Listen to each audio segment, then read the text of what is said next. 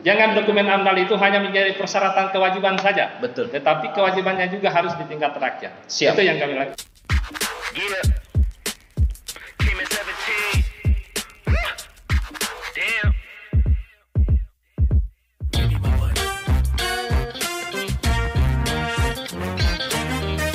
Ini saya panggil Bapak atau Abang ini, karena orang lapangan biasanya tidak terlalu senang kalau yang formal-formal, atau Bapak saja.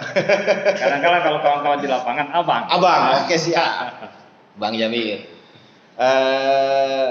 Lihat dari CV-nya Bang Jabir ini, saya melihat Abang ini aktif di Wali ya, Wahana Lingkungan Hidup, dan juga di Forsda. Kalau Forsda ini sendiri kan cabang dari Wali atau dia pisah gitu? Sebenarnya Forsda-nya adalah lembaga lokal. Lembaga lokal. Kepanjangan itu Forum Swadaya Masyarakat Daerah Kabupaten Kolaka, Sulawesi Tenggara. Terbentuk itu tahun 2013, legalnya 2014. Legalnya 2000. Sejarahnya begini. Kenapa Forsda ini sebenarnya masuk anggota Walhi? Iya. Dulu di tahun 2007, Forsda ini kan getol menyuarakan penolakan tambang, kasus tambang pada saat itu. Dulu ada pengolahan penambangan di Pulau Lemo. Tahun 2007. Itu Forsda yang angkat. Sambil kita demo di Pulau Lemo, demo juga di daratan, khususnya di DPR dengan Pemda Kabupaten Kolaka. Betul. Kemudian kita demo juga, demo di laut, khususnya menghadang kapal-kapal pemuat or nikel pada waktu itu. Iya. Rupanya pada waktu itu, dulu itu yang sering memuat itu adalah SCTP dengan RCTI, perjuangan-perjuangan Forsda. Terus masuk skala nasional. Kayaknya mungkin masuk skala internasional juga. Mungkin pada waktu itu kawan-kawan Eknas, Eknas kalau di Walhi tingkat nasional namanya Eknas, Eksekutif Nasional. Betul. Kemudian Sekretaris Daerah itu Eksekutif Daerah itu Walhi yang ada di Sulawesi Tenggara datang ke Forsda pada waktu itu menawarkan untuk masuk anggota Walhi karena gerakannya ini sudah secara nasional karena sudah masuk pemerintahan TV nasional. Betul. Dan pada waktu itu Eksekutif Daerah Provinsi Sulawesi Tenggara Walhi yang masih ketuanya Tono itu datang ke Forsda sekaligus melihat kasus-kasus tambang yang ada di Kabupaten Kolaka.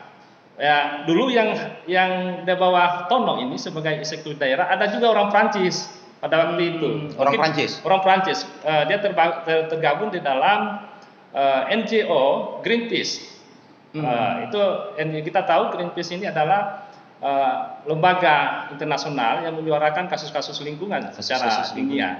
Itu mereka datang. Disitulah ditawarkan Forsda untuk masuk anggota Walhi dengan rekomendasi beberapa lembaga yang ada di nasional maupun yang ada di daerah. Sehingga Forsda masuk sebagai anggota Walhi sampai sekarang. Sampai saat ini. Sampai saat ini. Saya juga pernah masuk pengurus Provinsi Sulawesi Tenggara itu Dewan Daerah, DD, yang mengawasi Eksekutif Daerah, program-program apa yang dilaksanakan khususnya mengenai advokasi lingkungan. Seperti itu. Iya. Nah, Forsda, ini kan singkatan. Jadi ini Forum Swadaya Masyarakat Daerah. Nah, berbicara masalah swadaya, berarti ini benar-benar kerja ikhlas ini, Bang. Ini bagaimana ceritanya ini Abang bisa aktif di situ kan? Ya, namanya hidup ini kan.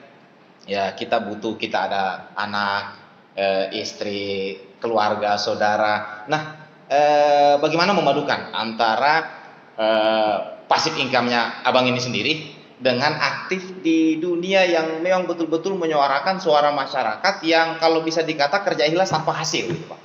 Ya, jadi begini, memang dulu saya dicurigai juga oleh kawan-kawan aktivis yang lain, khususnya di Kabupaten Kolaka. Memang gerakan saya pada waktu itu memang masih bujang. Betul. Pada saat itu masih bujang. Oke, siap. Belum punya istri pada waktu itu. Apalagi di tahun 2007 itu masih bujang sekali. Jadi full time swadaya pada waktu itu.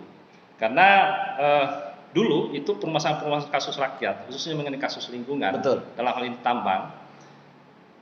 Masyarakat mau menyuarakan ke DPR, mereka susah. Mereka mau menyuarakan agak susah dan mereka tidak melihat lembaga mana yang berani untuk menyuarakan itu.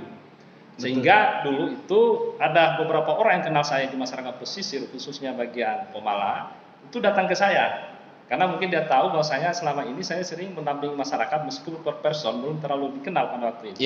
Mereka datang.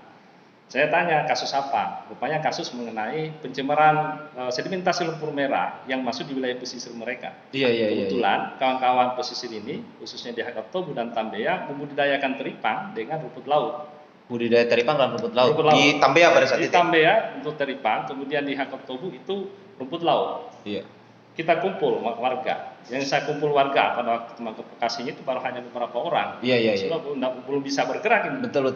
Baru 10-20 orang. Tapi dulu saya melakukan advokasi dan penguatan rakyat itu sekitar 1 bulan. Setelah klop, banyak kawan-kawan yang sadar bahwasanya pencemaran itu sangat penting karena berhubungan tentang mereka. Berhubungan ekonomi dan berhubungan kehidupan. Betul. Nah, sehingga mereka sadar, mereka sudah kompak, baru kita bergerak. Pada waktu itu penolakan kasus tambang awalnya, dan itu bergerak dan perhatian besar, perhatian di pemerintah juga sudah ada, kemudian perhatian DPR, kemudian provinsi sudah ada juga, khususnya kawan-kawan dari BKSDA, Balai Konservasi Sumber Daya Alam yang ada di Provinsi Sulawesi Tenggara. Dan memang pada waktu itu mengatakan bahwa saya Pulau Lemo itu masuk taman wisata alam laut, meskipun itu baru penunjukan, tetapi sudah masuk. Dan sudah ada rekomendasi bupati yang tanda tangan pada waktu itu adalah Bupati Pak Adelberti. Kemudian rekomendasi masih ala-ala itu gubernur menyetujui bahwasanya sudah ditetapkan sebagai penunjukan taman wisata alam laut. Dan itu berhasil kita lakukan. Dan memang perjuangan kita sampai 1 tahun itu, mulai dari 2008, 2009 itu sudah ditiadakan itu di sana penambangan di Pulau Lemo. Jadi itulah ceritanya sebenarnya kami melakukan gerakan-gerakan.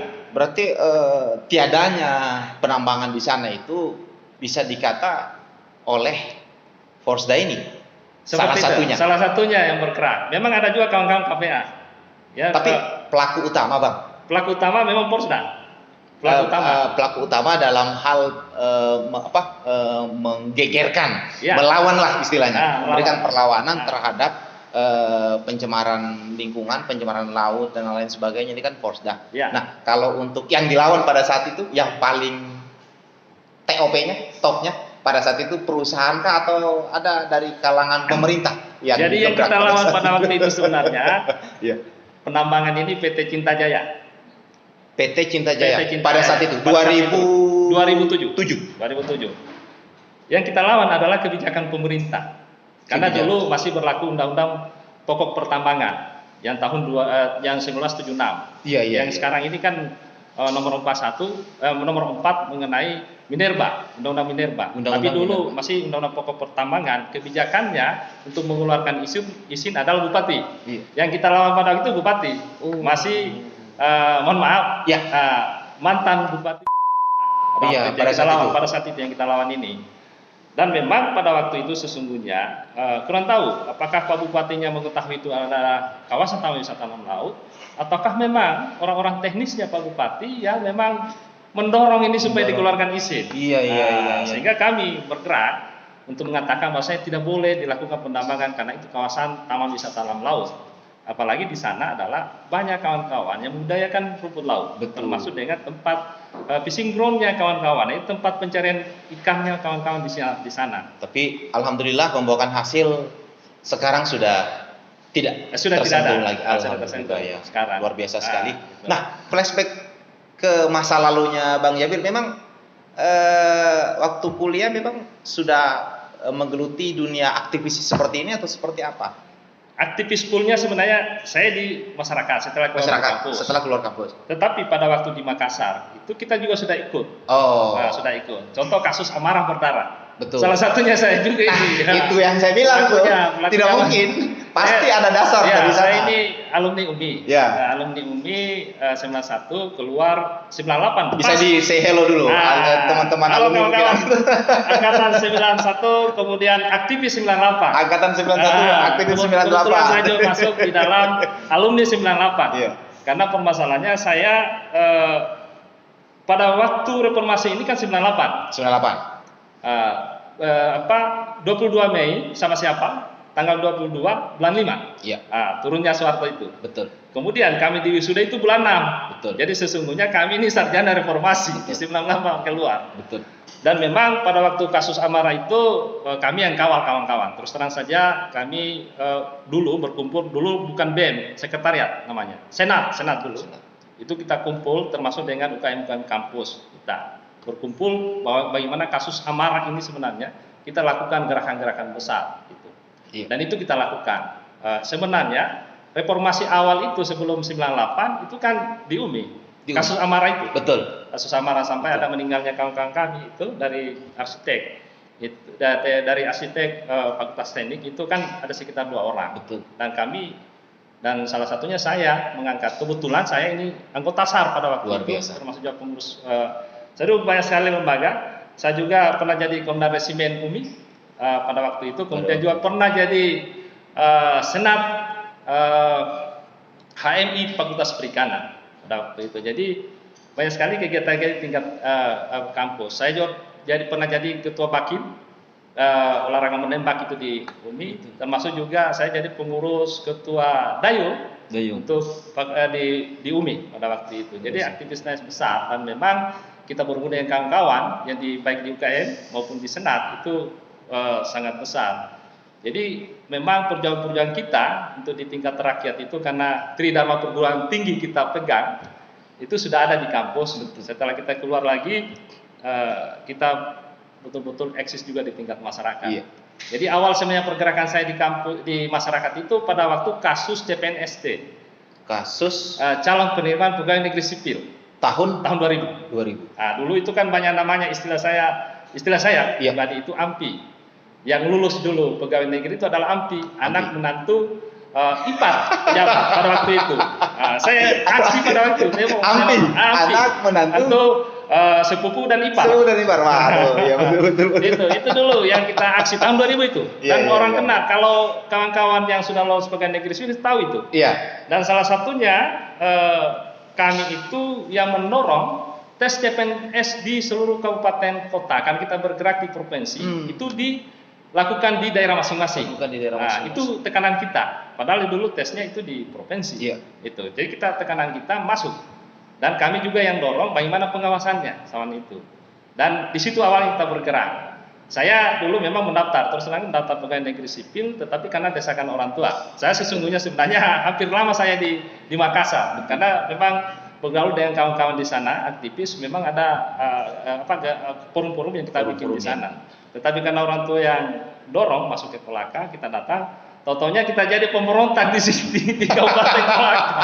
Seperti itu. Tidak. Sampai sekarang. Tidak. Pemberontaknya dalam hal yang konotasi positif. Iya. Karena banyak masyarakat yang dengan suaranya teman-teman yang dipelopori oleh Bang Jabir ini bisa berlaut dengan tenang, bisa pencemaran lingkungan yang seperti tadi yang sukses disuarakan akhirnya sudah tidak ada lagi penambangan di Pulau Lemo sampai saat ini. Nah, lanjut Bang.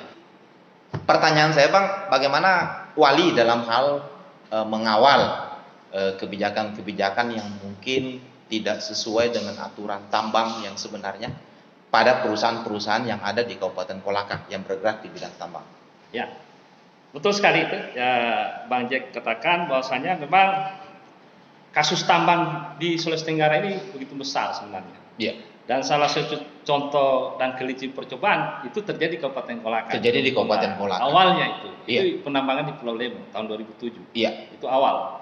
Terus melangkah ke daratan dan banyak juga. Iya. Hitungan kami dari Porsda itu termasuk kawan-kawan Wali untuk di Kolaka saja itu ada sekitar 9 izin usaha pertambangan di luar daripada PT Pale dengan PT Antam. Kami Porsda ini adalah anggota Walhi, kerja Porsda itu kerja Walhi juga.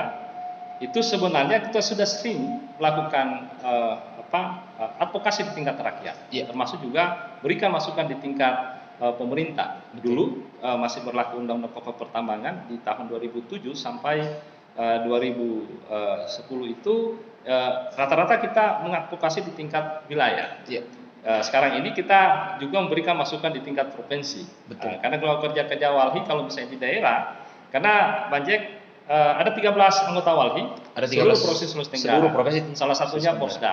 Dan Porsda itu mencakupi 3 wilayah juga, Kabupaten Kolaka Timur, Kabupaten Kolaka, dan Kabupaten Kolaka Utara. Oh, Porsda 3 wilayah. 3 wilayah. Kolaka Timur, Kolaka Utara. Oh, iya. Jadi kalau misalnya ada kawan-kawan masyarakat, kemudian ada masukan di tingkat kita di Porsda, Porsda meneruskan ke ED, eksekutif daerah yang ada provinsi, dan kalau eksekutif daerah juga diperlukan untuk itu langsung ke nasional. Harus ditahu Bang Jack, Walhi ini meskipun dia NGO, non-government organisasi atau organisasi bukan bentukan pemerintah, tetapi sangat berpengaruh di tingkat pemerintah. Dan kerja-kerjanya adalah masuk ke kementerian. Semua kementerian ini masuk.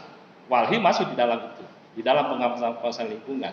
Rekomendasi Walhi sangat diperhatikan Kementerian Lingkungan dan Kehutanan.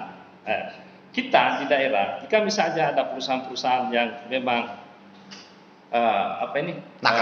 nakal, kemudian penambangan memang semrawut, padahal di dalam dokumen AMDAL mereka, dokumen analisis dampak lingkungan mereka sudah ada tergambar bahwasanya harusnya penambangan seperti ini. Ya. Tetapi kadangkala dokumen AMDAL mereka itu hanya disimpan. Betul. Disimpan saja. Kalau itu dia lakukan, itu sangat baik.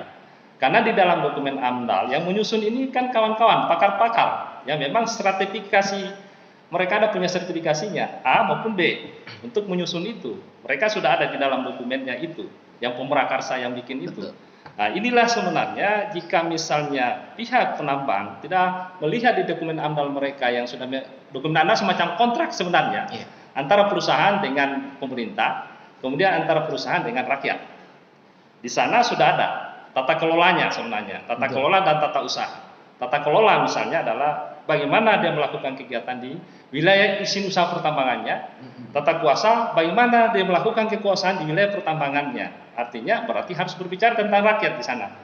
Ada hak-hak rakyat. Misalnya kalau ada hak tanah rakyat, kepemilikan lahan haknya di sana, perusahaan harus selesaikan dulu.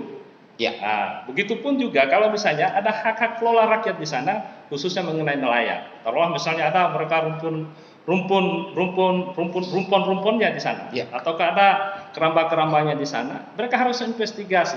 Ada berapa warga yang punya rumpun, ada berapa warga yang punya keramba. Betul. Dia harus kompensasi, ganti rugi dia. Kemudian dengan ganti rugi itu mungkin warga nelayan ini, kawan-kawan masyarakat nelayan ini mungkin bergeser dari seputaran itu. Contoh misalnya, dulu juga kita sering bersuara tentang kasus-kasus jetty khusus, pelabuhan khusus. Betul. Sesungguhnya di dalam aturan banyak sekali perusahaan-perusahaan yang melakukan pengolahan penambangan yang tidak sesuai aturan. Itu kan ada aturan-aturannya Bang Jack, untuk pembikinan pelabuhan khusus. Di sana sebenarnya sudah menyalahi, karena ada satu wilayah, satu desa itu punya pelabuhan khusus ada 2. Padahal seharusnya hanya 1-2. Harusnya ada 1 saja yang wilayah itu untuk dimintakan supaya mereka berkumpul kemudian memakai 1 pelabuhan khusus. Nah, disinilah sebenarnya yang saya lihat bahwasanya kurangnya perhatian pemerintah, kurangnya tekanan pemerintah terhadap perusahaan-perusahaan pertambangan. Nah, saya kurang tahu juga, mungkin ini adalah dilema juga bagi kawan-kawan pemerintah. Betul. Karena penambangan ini bukan hanya antara negara dan negara, sudah banyak ada konflik kepentingan di sana. Ada kepentingan konflik di sana. Ada beberapa pengusaha yang punya dibackingi oleh oknum-oknum tertentu, sehingga mereka tidak bisa berbuat apa-apa juga. Tetapi kita melakukan dengan kekuatan rakyat. Kita sering melakukan tekanan itu sebenarnya. Jadi Walhi dalam ini posisinya adalah memberikan masukan terhadap kementerian. Kalau misalnya ada perusahaan yang melakukan good mining yang tidak baik, penambangan yang tidak baik, itu kita rekomendasikan dan laporkan di tingkat ED, kemudian ED yang meneruskan ke tingkat nasional. Nanti nasional yang menyikapi langsung ketemu dengan kementerian, karena memang Walhi masuk dalam gugus tugas terhadap perhatian mengenai baik kebakaran hutan maupun ada pencemaran baik itu udara maupun yang ada di darat. Seperti itu. Bang, selain Walhi ini kan Porsda bergerak di bidang bagaimana melindungi lingkungan ini dari tambang-tambang yang tidak bertanggung jawab. Nah, itu dalam hal sebidang di bagian pertambangan dan bagian-bagian yang bisa merusak alam kita. itu bagian-bagian dari wali yang secara umum. Nah, saya lihat juga abang ini aktif mendampingi masyarakat dalam hal memperjuangkan masyarakat ketika misalkan masyarakat pribumi, misalkan masyarakat yang merasa bahwa saya punya hak tanah itu, tapi tanah itu sudah diambil alih oleh pemerintah atau siapa gitu. Nah, saya lihat ini abang aktif, ada salah satu di Tangga Tada untuk di Kolaka, saya lihat, kemudian di daerah Moewe, daerah apa yang daerah Kolaka Timur di sana. Itu ceritanya bagaimana tuh bang? Kok bisa itu? Apakah dibayar masyarakat yang punya kepentingan di situ atau atau seperti apa ya? Benar sekali Bang Jack. Jadi dari tadi saya katakan bahwasanya kami ini full swadaya. Full swadaya. Full swadaya. Jadi masyarakat datang, kecuali kalau misalnya kami datang, mereka jamu makan. Oh, itu sudah jelas itu. Tapi kami tidak pernah meminta anggaran terhadap masyarakat, karena kalau kami meminta, kami anggap itu adalah perjuangan kami akan ternodai. Betul.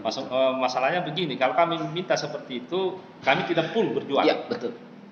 Artinya kami ini bukan sebenarnya ustaz, bukan juga kami berjuang di tingkat agama, tetapi kamu meminta pahala dari. Kenapa Forsda turun?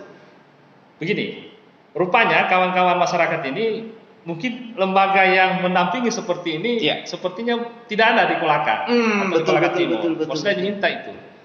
Memang benar sekali, kasus-kasus pertanahan ini juga saya sampaikan kepada Bang Jack.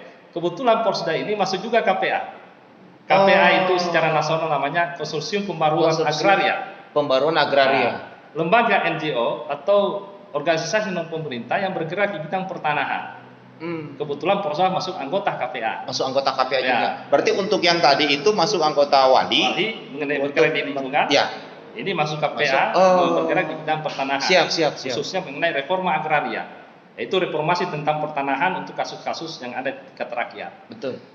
Selama ini Forsda mendampingi kasus Rawatinondo, kemudian kasus hak waris kepemilikan adat, ekspert perkebunan Ladongi yang ada di Kecamatan Lambandia, Kabupaten Kolaka Timur. Dan dulu kita dampingi ini memang sebelum Bekar Kabupaten Kolaka Timur. Betul. Itu sudah 9 tahun, sejak 2012. Alhamdulillah setelah pemerintahan Ibu Mary hari ini, setelah dia aktif, itu sudah di-SK-kan kepada pemilik hak waris ada sekitar 580 orang. Untuk itu, yang di Kolaka Timur. 406 hektare. Itu nanti setelah dua minggu habis lebaran saya akan naik ke Kolaka Timur untuk pemetaan partisipatif namanya. Pemetaan partisipatif itu adalah mengumpulkan kawan-kawan pewaris termasuk pemerintah untuk menempatkan kawan-kawan pewaris di mana wilayahnya. Karena ini lahan ini besar ini. Luas 406 hektare. Jadi kita akan pemetaan partisipatif supaya kawan-kawan warga itu tidak ada lagi yang bermasalah. Iya. Ini salah satu perjuangan. Itu 9 tahun kita lakukan. Dan itu murni swadaya. Kita lakukan. Dan alhamdulillah membuahkan hasil. Di SK-kan oleh Bupati. Jadi tinggal kita akan menunggu. Kami kemarin masih suasana lebaran ini kami sudah ketemu dengan kepala wilayah BPN pertanahan wilayah provinsi dan siap untuk meretribusi tanah-tanah pertanahan, maksudnya sertifikatkan itu tanah retribusi di tingkat masyarakat hak waris. Kemudian khusus di Rawatinondo lagi. Yang Rawatinondo ini sepengetahuan saya Rawatinondo ini masuk dalam kawasan strategis nasional bersamaan dengan Taman Wisata Rawa Opa. Ada satu aturan itu yang ada. Jadi kalau misalnya dia melanggar mengenai lingkungan, karena itu rawa kawasan strategis nasional, berarti konfliknya ada dua, konflik pertanahan dan konflik mengenai kerusakan lingkungan. Seperti itu. Itu kita lakukan itu. Kemudian khusus mengenai di Tangga Tada, memang kami juga dampingi khusus kawan-kawan pewaris di sana, karena memang ada pelepasan lahan es kawasan di sana ada sekitar 504 hektare oleh pemerintah. Kemudian dibagi-bagi oleh pemerintah desa di sana. Tetapi yang menjadi masalah adalah pembagian itu tidak adil di tingkat masyarakat. Ada yang memang sesungguhnya harus dapat, tapi dia tidak dapat. Ada yang dapat, tetapi sesungguhnya dia tidak boleh dapat. Nah, inilah yang kami dampingi.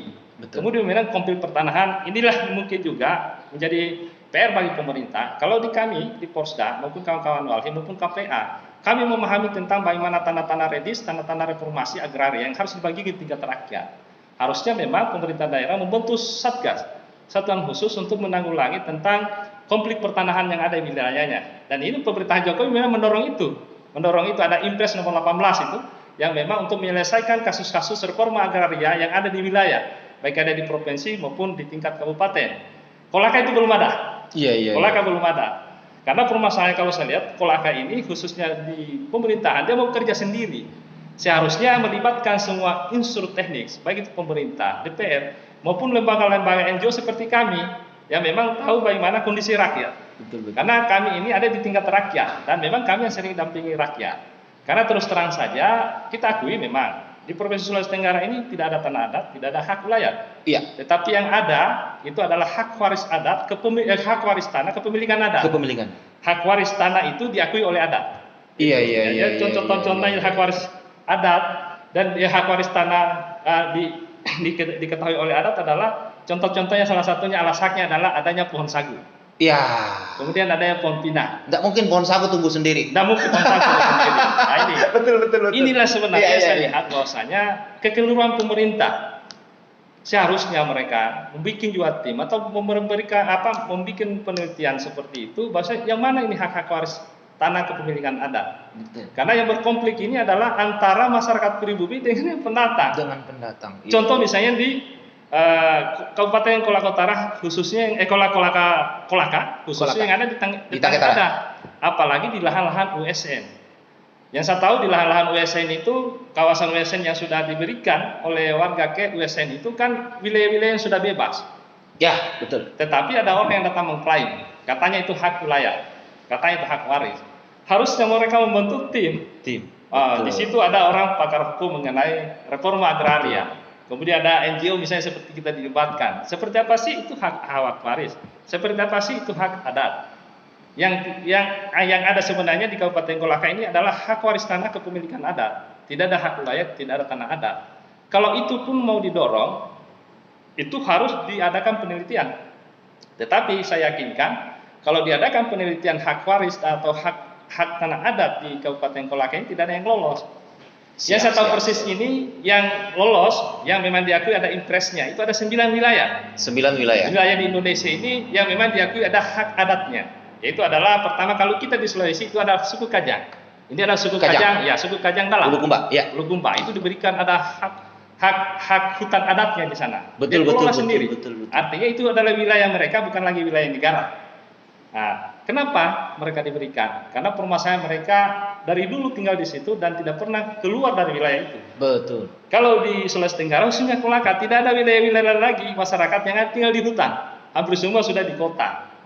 Jadi kalau untuk kepemilikan tanah adat itu jelas tidak lolos karena ada kriteria dari KLKHK atau dari DPR. Itu ada kriteria untuk mengusulkan itu. Inilah yang saya sering perdebatkan juga di kawan-kawan NGO, kemudian di kawan-kawan pemerintah kalau saya ditanya termasuk di DPR. Khusus di Kolaka Timur memang pada waktu itu saya tanya Pak Eko, dia koordinasi terus dengan saya. Jadi saya yang bikinkan resume, seperti ini sebenarnya hak waris tanah kepemilikan adat, seperti ini sebenarnya hak waris wilayah, seperti ini adalah hak waris tanah adat. Sehingga alhamdulillah rekomendasi itu yang saya bikin, kemudian dipelajari oleh pemerintah dalam Hindu Sekda pada waktu Pak Eko almarhum, itu disetujui sehingga diberikanlah 406 hektare untuk kawasan waris yang ada di Kecamatan Lamandia, eks perkebunan Ladoni. Seperti itu. Terima kasih banyak Bang. Nah, harapannya untuk pemerintah dan juga perusahaan-perusahaan yang terkait dalam hal ini, biar semua berjalan normal, tanpa ada yang tersakiti, tanpa ada yang tersalimi, dan alam kita masih tetap utuh dan terjaga. Harapan saya sebenarnya pertama di kita dulu, di masyarakat sipil. Pertama adalah sekarang ini kan digitalisasi sangat besar. Betul. Kita harapkan di kalangan milenial, karena ini yang pegang Android ini kalangan milenial. Ini yang harusnya ini adalah mari kita sadarkan masyarakat kita, baik teman, bahwasanya jangan merusak lingkungan. Siap. Pertama adalah mari kita pantau lingkungan kita, karena permasalahannya kalau lingkungan rusak itu akan rusak segalanya. Kenapa akan rusak segalanya? Adalah kalau kita berbicara lingkungan itu kan timbal balik. Hutan ada, manusia ada, kita akan hidup sama-sama. ekosistem ini ada dua, ekosistem abiotik dan ekosistem abiotik dan abiotik. Abiotik. Biotik ini adalah yang hidup, seperti manusia, tumbuhan, kemudian hewan. Kemudian biotik itu ada tanah, ada batu, ada air, kemudian ada udara. Nah, inilah yang harus kita jaga. Inilah yang kita sampaikan kepada kawan-kawan milenial, karena mereka lah yang akan melanjutkan kehidupan di dunia ini, harus menyampaikan jangan kita merusak hutan. Jadilah minimal kawan-kawan yang sadar terhadap lingkungan dan kelompok-kelompok pencinta alam seperti itu disadarkan terhadap temannya. Teman-teman pencinta alam dengar itu. Seperti itu. Jangan hanya kita menikmati kawasan hutan, tetapi kita tidak mau melihat bagaimana kawasan hutan itu lestari. Betul. Karena kalau kawasan hutan tidak lestari, otomatis terganggu segalanya. Pohon-pohon tidak ada, air juga pasti tidak ada. Seperti itu. Kemudian untuk pemerintah daerah mulai sadar seharusnya adalah memang ranah legalisasi tentang adanya izin-izin di pertambangan maupun di perkebunan adalah dari mereka, pemerintah. Artinya setelah memberikan izin, ada tanggung jawab pemerintah untuk mengawasi secara undang-undang. Undang-undang mengenai lingkungan hidup jelas sekali, undang-undang kehutanan jelas sekali, kemudian undang-undang konservasi jelas sekali itu ada di dalam. Pemerintah itu semua ranahnya. Kalau sudah memberikan izin, pantaulah mereka. Kalau mereka salah, ya tegur mereka seperti itu. Kemudian untuk perusahaan ini kan pada waktu melakukan kegiatan dan sebelum melakukan kegiatan 6 bulan sebelumnya itu mereka sudah menyusun dokumen AMDAL. Dokumen AMDAL itu sudah ada poin-poin yang boleh dilakukan dan poin-poin yang tidak boleh dilakukan. Itulah yang menjadi pedomannya. Jangan dokumen AMDAL ini hanya mengenai analisis dampak lingkungan dalam dokumen, tetapi mereka tidak lakukan di dalam aplikasinya tidak ada. Aksennya yang tidak ada di lapangan. Dan ini kan kita lihat kawan-kawan yang masih menambang hari ini, ya minimal harus reklamasi, khususnya penambang-penambang yang kecil, yang memang seperti perusahaan PT Pale kemudian Antam kan sudah dilakukan itu. Tetapi yang perusahaan kecil ini hampir secara keseluruhan mereka menambang, mana kadarnya tinggi diambil, mana kadarnya tinggi diambil, tapi tanpa dia lihat bagaimana pengelolaan lingkungan yang baik. Itu yang terjadi sebenarnya. Dia hanya berhitung dolar, dia berhitung uang, tapi dia tidak berhitung bagaimana anak cucu kita ke depan setelah tidak ada tambang. Karena kita harus tahu tambang ini adalah salah satu sumber daya alam yang tidak bisa kembali lagi. Hanya satu kali dilakukan untuk pemanfaatannya. Inilah yang kami harapkan bahwasanya khususnya penambang, mari lakukan penambangan good mining yang baik. Kalau misalnya menambang itu harus ada tata kelola dan tata kuasanya. Kemudian lakukan dengan itu. Kemudian yang paling penting sekali dokumen AMDAL-nya menjadikan pegangan. Jangan dokumen AMDAL itu hanya menjadi persyaratan kewajiban saja. Betul. Tetapi kewajibannya juga harus di tingkat rakyat. Siap. Itu yang kami harapkan. Betul. Nah, terima kasih banyak Bang. Terus bergerak, terus berjuang untuk kita semua, untuk masyarakat Kolaka. Abang tidak sendiri. Doa kami selalu bersama dengan Bang Jabir dan kawan-kawan yang bergerak untuk kepentingan, bukan kepentingan pribadi, tapi kepentingan masyarakat banyak. Ya. Karena masih nuansa Lebaran Idul Fitri ini Bang, saya Om Jack mengucapkan selamat Hari Raya Idul Fitri Bang. Ya. Mohon maaf lahir batin dan Idul Faizin. Semoga Allah selalu memberikan kita kesehatan. Ya. Amin. Terima kasih Bang Jack, begitupun juga. Siap. Mohon maaf lahir batin, Bang Jack termasuk kru-krunya. Siap. Salam lestari. Salam lestari. Oke. Baik, teman-teman Om Jack bertanya dimanapun berada. Alhamdulillah hari ini kita bersama dengan aktivis lingkungan yang sangat luar biasa dan sedikit sharing tentang bagaimana lingkungan dan harapannya ke depan untuk Kolaka itu seperti apa. Baik, demikian. Wabillahi taufiq wal hidayah. Assalamualaikum warahmatullahi wabarakatuh.